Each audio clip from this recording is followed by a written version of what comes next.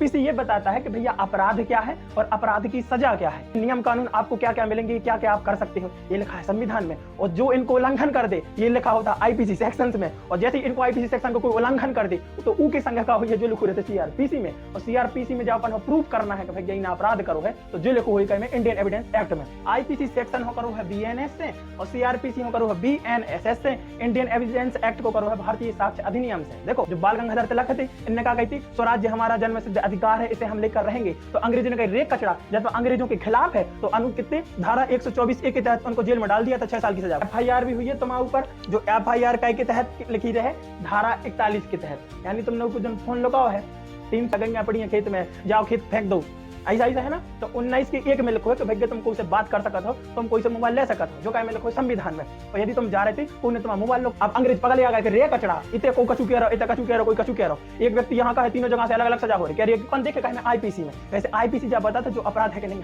तुरंत भैया बुक खुले ऐसी क्या मोबाइल लो का वो अपराध है कि नहीं है, कि समाज सेवा को काम है, नहीं नहीं ये तो अपराध है। ये आईपीसी सेक्शन कहा तो 302 में मर्डर है तो, लेकिन अब बीएनएस आ गया है, बीएनएस की धारा 103 के तहत मर्डर कहलाता है। जय हिंद, बुंदेलखंड जी सेंटर में आप सब जनों को स्वागत है। तो आज के हमारे वीडियो में अपन को समझना है कि आईपीसी का होत, सीआरपीसी का होत है और इंडियन एविडेंस एक्ट यानी कि आईईए का होत है। हम पगला जाते हैं जी, समझ में नहीं आए कि आईपीसी का है, सीआरपीसी का है, इंडियन एविडेंस एक्ट है। आज की वीडियो में कंप्लीटली समझते हैं। तो सुनो, हम रहते हैं भारत में और भारत के लांजे सभी नागरिकों के लांजे कछु नियम प्राप्त है, कछु अधिकार है कि अपन इतने चल सकत हैं, अपन इतने डोल सकत हैं, अपन इतने मटक सकत हैं, अपन खाना खा सकत। ऐसे ऐसे बहुत सारे नियम कानून हैं। और ये नियम कानून कहाँ लिखे हुए हैं, एक बुक में लिखे हुए हैं, तब तो अपन उनको अनुसरण करते हैं। तो ये नियम क्या में लिखे रहते हैं, एक पुस्तक में लिखे रहते हैं। वो पुस्तक हो कही जाते हैं संविधान, यानी सभी के लिए इस नियम कानून होते हैं, उसको हम संविधान कहते हैं। इसी संविधान में क्या है, हमारे लिए हमारे अधिकार लिखे हैं कि तुम मोबाइल चला सकते हो, तुम सो सकते हो, तुम्हें कोई डिस्टर्ब नहीं कर सकता, तुम पढ़ाई कर सकते हो। और जब उस संविधान में जो नियम लिखे गए हैं ना, उन नियमों को कही जाते हैं अनुच्छेद, यानी बहुत सारे गिनती में लिख दे उन्हें कि नियम 1 तुम ऐसे रहो, नियम 2 तुम्हारा जो मिल है, नियम 3 ऐसे लिखो रहे। तो वो हो नियम 1 हो, नियम 2 हो, नियम 3 हो, जो क्रमांक है ना उन्हों कही जाते हैं अनुच्छेद। यानी कि संविधान में जितने नियम लिखे हैं वे कहीं ना कहीं किसी न किसी अनुच्छेद में लिखे हैं। और इस अनुच्छेदों की संख्या कितनी है, 395 है। यानी जो ओरिजिनल संविधान है इसमें कितने नियम लिखे हैं, 395 नियम लिखे हैं। संविधान में जो नियम लिखे हैं वो हम कही जाते हैं अनुच्छेद कही जाते हैं। और ये अनुच्छेद कहाँ है, ये नियम कानून है किन के लिए, अपन को अधिकार मिले हैं, किनको, नागरिकों को अधिकार मिले हैं और सरकार को प्राप्त हुए हैं कि तो भैया तुम आराम से रहियो। सरकारों में नियम लिखे हैं कि तुम प्रधानमंत्री, तुम्हें देश को ऐसा नेतृत्व करने हैं, विधायक जी आप ऐसे ऐसे करने हैं। कम देखो विधायक आके तुम्हारे घर में रोटी बना है और तुम कह लगे विधायक हमारे तो रोटी बनावे कहीं नहीं आओ, नहीं बने हैं, कहीं नहीं बने भैया। वो में लिखो है कि जो विधायक होगा वो अपनी कहाँ विधानसभा के लिए कार्य करेगा या अपने विधानसभा क्षेत्र के लिए काम करेगा, ना कि आपके प्राइवेट मामलों में, घर के मामलों में पत्नी से गुस्सा करवा होगा। देखो संविधान में लिखा होता है कि अपन को नागरिकों और सरकार को अधिकार दिए गए हैं कि आप चल सकते हैं, फिर सकते हैं, हर चीज कर सकते हैं। यदि क्या हो तुम चल रहे थे कोई ने तुम्हारा गोड़े काट ला है, अब क्या हुई है, जैसे तुम्हारा गोड़े काट लें मतलब संविधान को क्या होगा, उल्लंघन होगा। अब संविधान को क्या होगा, उल्लंघन होगा। अब जो आईपीसी है यानी कि इंडियन पेनल कोड, ई में लिखो है कि गोड़ो काट वो अपराध है कि नहीं। यानी इसमें लिखा है कि आपके लिए ये अधिकार है। यदि ये अधिकार को कोई कट कर दे या काट देवे या फिर मान ही नहीं, तो जो एक तरह को अपराध हुई है ना, तो भाई ऐसी भी कोई बुक होनी चाहिए जहां पर कंप्लीटली हर जानकारी हो कि मूड काट वो भी अपराध है, चैटिंग ले वो अपराध है, ऐसी आंख कर दे वो अपराध है, कोई मुंह पे थूक दो तुमने हट तुम्हारी, जो भी एक अपराध है। तो ऐसी बुक बहुत चाहिए जी हाँ। तो उसी बुक को बोलते हैं इंडियन पेनल कोड, जिसमें कितनी 511 धाराएं हैं। ये हमारी भारत की एक बुक है जो कि अंग्रेजों के टाइम पे आई थी, कब, 1872 में। एक कचड़ा लॉर्ड मैकाले लाया था, इसने लाया था, जिसको हम बोलते हैं आईपीसी या इंडियन पेनल कोड। इस इंडियन पेनल कोड में जो जो लिखो रहते हैं कि भैया जो अपराध है ये अपराध नहीं है, ऐसा अपराध है, ऐसा अपराध नहीं है।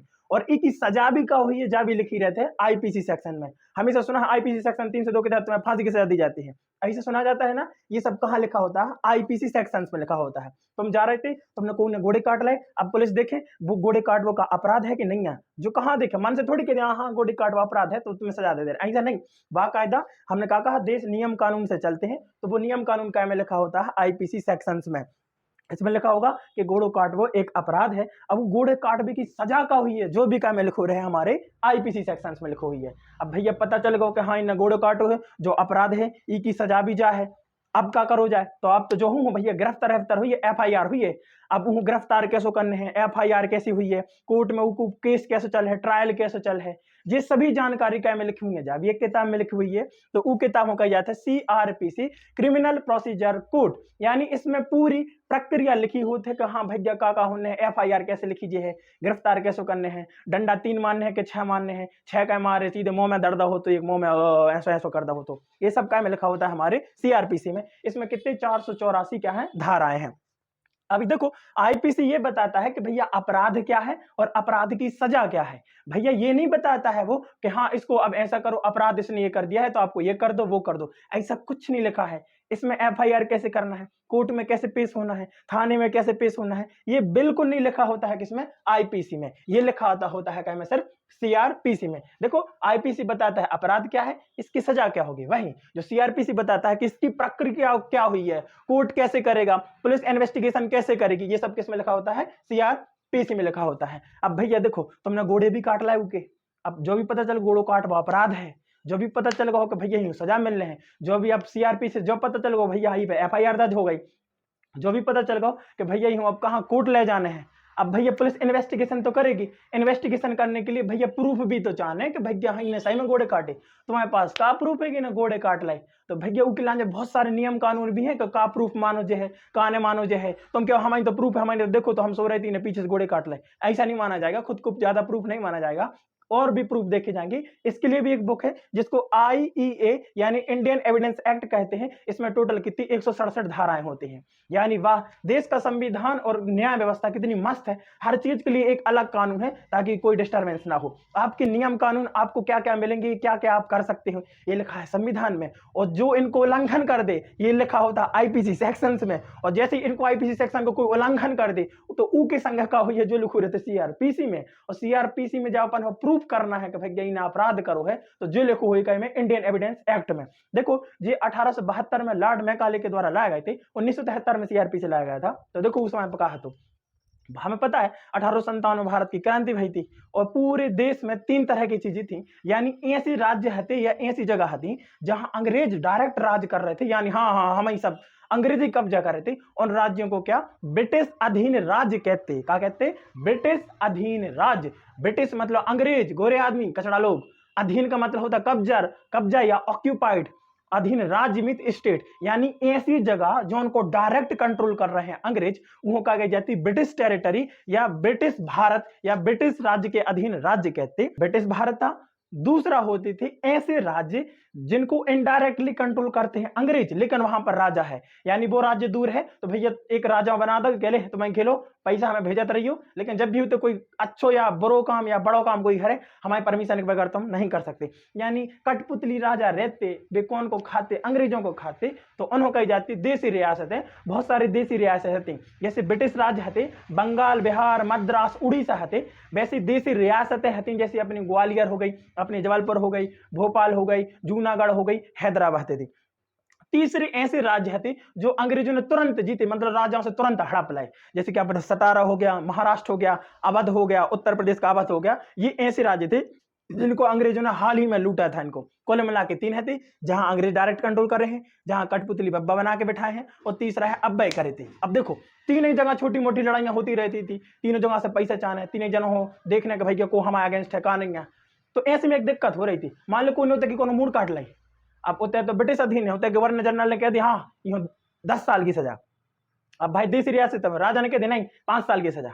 अब भैया एक ऐसी जगह जहां अपन भैया भैया कब्जा करो है, होते हैं एक जनों ने मूड काट भी कर लेंगे नहीं कोई सजा नहीं, गलती से हो गई है। अब अंग्रेज पगल आ गए कि रे कचड़ा इतने को कछू कह रहा, इतना कछू कह रहा, कोई कछू कह रहा।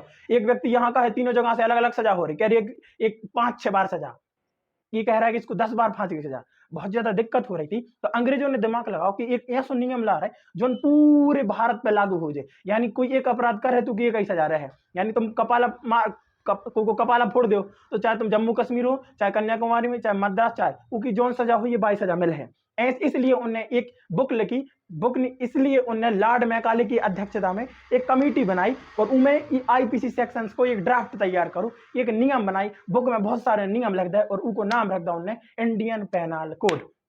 बट इको जो एक बहुत गलत है, इको हिडन एजेंडा जो है तो दरअसल का हो तो अंग्रेज दो चीजें चाहते।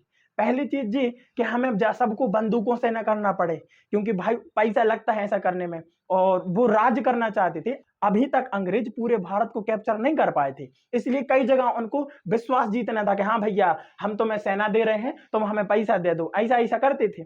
दूसरा ये कि कोई ग्रुप बना के लड़ने लगे, कोई ग्रुप बना के लड़ने लगे हमारे अगेंस्ट ना हो जाए, तो इसलिए उनने इन आईपीसी सेक्शंस में भी ऐसी ऐसी धाराएं लगाई जो कि किसको इनडायरेक्ट लिखाई के लिए थी, भारत के अगेंस्ट ही थी। जैसे उनमें से एक धारा थी 124A यानी देशद्रोह यानी सेडिशन। इसके तहत यदि कोई अंग्रेजों के खिलाफ कुछ बोल दे, अंग्रेजों के मुंह पे थूक देवे या अंग्रेजों के कान पटा देवे या कान में कह रहे अंग्रेज तो बहुत छनरा होते हैं, ऐसे कह दो तो तुम्हारे ऊपर देशद्रोह का आरोप लग जाएगा। हो सकता है कहो आपको फांसी की सजा दे दे, मैं हो सकता है तुम्हें कहा काला पानी की सजा दे दे, मैं हो सकता है आपको कहा आजीवन कारावास दे दे, मैं जो इनडायरेक्टली हिडन एजेंडा है तो ताकि लोग डरें और अंग्रेजों के खिलाफ कुछ ना बोले और आराम आराम से धीरे धीरे करके राज्यों को क्या कर दे, वो अपने अंडर कर ले में। और दूसरा ये था कि भैया वो ग्रुप ने बना दी। दूसरा ये था उनका कि एक धारा बनाई उनने, धारा 132, जो उनके तहत कोई भी व्यक्ति किसी भी संगठन से नहीं जुड़ सकता था।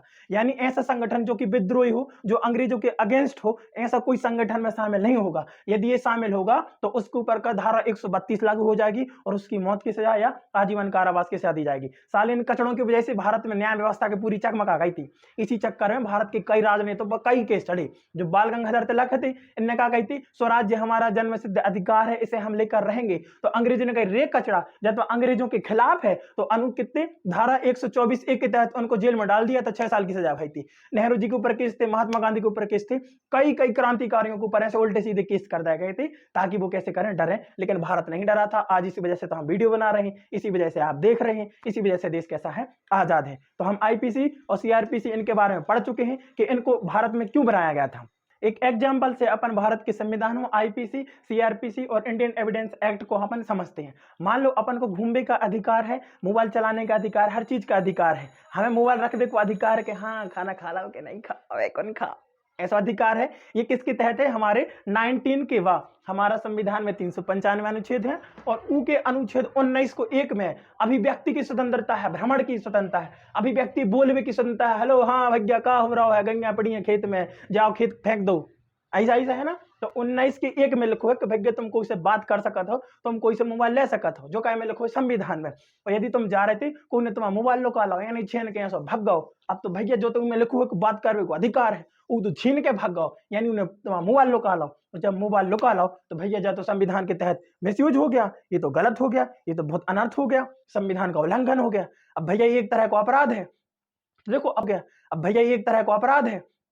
देखो अपन देखे कहे में आईपीसी में कैसे आईपीसी जब बताता जो अपराध है कि नहीं है, तुरंत भैया बुक खुले ऐसी ऐसी, क्या मोबाइल लो का वो अपराध है कि नहीं है, कि समाज सेवा को काम है, नहीं नहीं नहीं ये तो अपराध है। ये पता किस में चलेगा, अपराध का में है आईपीसी में। किसके तहत पता चलेगा, 378 पीसी सेक्शन के धारा 378 के तहत कोई को मोबाइल लुकावो, कोई को पैसा लुकावो, कोई को पर्स लुकावो, कोई को दिल लुकावो, दिल लुकावो नहीं, ये सब सामान लुकाना क्या है, एक अपराध की श्रेणी में आता है। और भैया अपराध की श्रेणी में तो आता है, ये अपराध की कछु सजा भी हुई है, जो भी लिखो हुई है हमारे आईपीसी में। इसी सेक्शंस में जाना है आपको, आईपीसी की किताब में इसमें लिखा है धारा 378 के तहत को सामान लुकावो का है अपराध है। अब अपराध तो है भैया, उन्हें तुम्हारा फोन लुका लो है, अब फोन लुका लो है तो कहा भैया उसकी सजा भी तो हुई है कछु, तो सजा भी लिखी होती है किसमें, 379 में। यानी आईपीसी की सेक्शन 378 के तहत कौन तुम फोन लुका रहा है तो जो एक अपराध है, और 379 के तहत ये अपराध की कछु सजा हुई है कि तुम्हें 6 महीना या 1 साल के लाने बहुत ज्यादा जेल होगी और जुर्माना लग जाएगा। अब देखो तुम्हें जेल होगी या जुर्माना होगा, ये तो लिख गया है कहीं में आईपीसी में। अब भैया तुम्हें एफआईआर तुम्हारे ऊपर कैसे लिखे है, पुलिस में थाने में रिपोर्ट कैसे लिखोगे, और पुलिस वाले तुम्हारे साथ कैसे बिहेव कर रहे हैं कि फूफा जी अच्छी चुरा लिया आपने, बहुत बहुत धार्मिक काम किया, ऐसे नहीं वो 3 लठ मारेंगे फिर आएगा 8 जगह। एफआईआर भी हुई है तुम्हारे ऊपर, जो एफआईआर के तहत लिखी रहे धारा 41 के तहत, यानी तुमने कुछ दिन फोन लगाओ है 378 के तहत जो अपराध है, 379 के तहत ई की सजा भी हुई है, और धारा 41 सीआरपीसी की धारा 41 के तहत आपको अरेस्ट किया जाएगा, FIR लिखी जाएगी धारा 154 के तहत। वाह वाह, क्या मजा आ जाएगा। अब भैया जितना हो जाएगा आप प्रूफ इकट्ठा किया जाएगा। यदि आपके पास प्रूफ मिल जाता है, यदि मोबाइल तो मेरे पास मिल गया है, तो बाकायदा इंडियन एविडेंस एक्ट के तहत ही होगा कि खुद को प्रूफ तो मेरे पास मिल गया, जो भी लिखो हुई है। यदि हमने को मोबाइल लुका लाओ और मोबाइल हमारे ते मिल गया, तो जो प्रूफ मानो जो है कि नहीं मानो जो, सिंपल चीज मानो है। लेकिन जहाँ भी चीज क्या में लिखी हुई है इंडियन एविडेंस एक्ट में। आपको बता दें कि जे कानून है अंग्रेजों में बनाए थे, 2024 में भारत सरकार ने संशोधन करके इनको रिप्लेस कर दिया। देखो खत्म नहीं किया है, रिप्लेस कर दिया है। यानी इनमें कछु नियम जो खराब हते उन्हें हटा दे और कछु जो नए नियम नहीं हते वे जोड़ दे। तो इनकी जगह ले ली है, अब संविधान की जगह कोई नहीं ली है, जय हो संविधान बाबा, इनकी जगह कोई नहीं ली है। बाकी IPC, CRPC और इंडियन एविडेंस एक्ट की जगह ले ली है अब किसने, BANS ने, BNSS ने और BSA ने। अब चलते हम इनके बारे में पढ़ते हैं। IPC, CRPC और इंडियन एविडेंस एक्ट की जगह 1 जुलाई 2024 को भारत सरकार ने इनको रिप्लेस कर दिया गया है। अब इनको रिप्लेस किया है IPC सेक्शन हो करो है BNS से और CRPC हो करो है BNSS से, इंडियन एविडेंस एक्ट को करो है भारतीय साक्ष्य अधिनियम से। देखो नियम चेंज नहीं हुआ है, रिप्लेस कर दो है। कुल मिला के समझो यहाँ कह रहे हैं IPC पहले कछु चीजें ऐसी फालतू चीजें हती, मतलब कि यहाँ पर्स चुराना अपराध है, कान की बाली चुराना अपराध है, वो पागल होगा, अलग अलग सेक्शन लिखे। तो नई आई है ना जो भारतीय न्याय संहिता, इनमें दोनों चीजों को एक में कर दो, इससे इनमें धाराएं भी कैसी हो गई हैं कम। सिंपल समझो, IPC और BNS, IPC अब नहीं रही, अब चालू कौन हो गई है, BNS 1 जुलाई 2024 से जा लागू है। और वैसे ही भैया देखो जो तो क्राइम बताती हो, क्राइम की सजा और क्राइम की प्रक्रिया, अपराध की प्रक्रिया, पुलिस कैसे बिहेव कर है, जज साहब कैसे ऐसा ऐसा करेंगे, सुनवाई कैसे होगी, ये सब CRPC में लिखो जाते। तो अब भैया CRPC नहीं, अब चलेगी कौन हमारी BNS। और BNS में कितनी धारा है, 531। देखो BNS में 358 धारा है, वहीं हमारे BNSS में कितनी 531 धारा है। वो इंडियन एविडेंस एक्ट है तो ना, इंडियन एविडेंस एक्ट, इसको भी कट करके अब आ गया हमारा भारत का भारतीय साक्ष्य अधिनियम। पिछले में 167 धाराएं थी, लेकिन इसमें कितनी धारा है, 170 धाराएं हैं। रिप्लेस किया गया है, कुछ चीजों को खत्म कर दिया गया है, कुछ चीजों को अब जोड़ा गया है। का भैया पहले के जमाने में डिजिटल अपराध तो होते नहीं थे, मोबाइल नहीं रहते हैं ऐसे, आज के जमाने में डिजिटल अपराध होते हैं, डिजिटल। हाँ, IPC, CRPC, Indian evidence act को रिप्लेस कर दिया गया है हमारे भारतीय न्याय संहिता, भारतीय नागरिक सुरक्षा संहिता और भारतीय साक्ष्य अधिनियम, यानी BNS, BNSS और BSA के द्वारा। देखो पहले IPC सेक्शंस क्या थे कि आप किसी का मर्डर कर दो ना, कोनो मर्डर कर दो तो 302 लगती। इंस्टाग्राम पे, फेसबुक पे नए नया जो गुंडा है ना, बाल बच्चे वाले, वे गुंडा लिखे रहे कितने 302, कितने लिखे रहे 302। अब उनसे क्या दी, अपना इंस्टाग्राम को, फेसबुक वगैरह सबको नाम चेंज कर दी। अब का लिखो होते 103, ऐसा लग रहा डिलीवरी बाहर हुआ, डिलीवरी होने हुई तुम्हारी। पहले IPC सेक्शन का है तो 302 में मर्डर है तो, लेकिन अब BNS आ गया है, BNS की धारा 103 के तहत मर्डर कहलाता है। पहले रेप 375 में था, अब कितना 63 में हो गया है। पहले हत्या हत्या की कोशिश कर रहे हो तो कितनी धारा 307 लगेगी क्या की, IPC की, लेकिन अब वहीं कितनी लगेगी, 103 लगेगी। इतना समझ में आ गया। देखो कभी कभी क्या करते हैं अपने कलेक्टर साहब या SP साहब, जहां भीड़ भड़क्का हो जाती है, जब कोई त्योहार या कुछ हो गया, कोई दंगा हो जाए, तो वहां कितनी धारा 144 लगा देते हैं। अब जब धारा 144 क्या होगी भैया, जब एक प्रक्रिया है, प्रोसीजर है, तो सिंपल सी बात है, जा चीज तो कहाँ CRPC में हुई है पहले की, CRPC क्रिमिनल प्रोसीजर कोड में धारा कितनी थी, 144, यानी भीड़ इकट्ठा नहीं हो सकती, ये एक अपराध की श्रेणी में है, इससे शांति भंग होगी, दंगा बढ़ सकता है।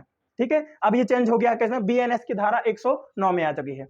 तो आज की वीडियो में हम समझ चुके हैं कि IPC, CRPC और इंडियन एविडेंस एक्ट क्या होता है, BNS, BNSS और भारतीय साक्ष्य अधिनियम BSA क्या होता है। आगे की वीडियो हम एक एक करके धीरे धीरे करे पॉलिटी पे बढ़े। कमेंट में जरूर बताइए भैया हरो कि कैसी लगी पॉलिटी, पूरा ट्राई करेंगे आपकी दिल और जान किडनी तक पहुंचने की। जय हिंद।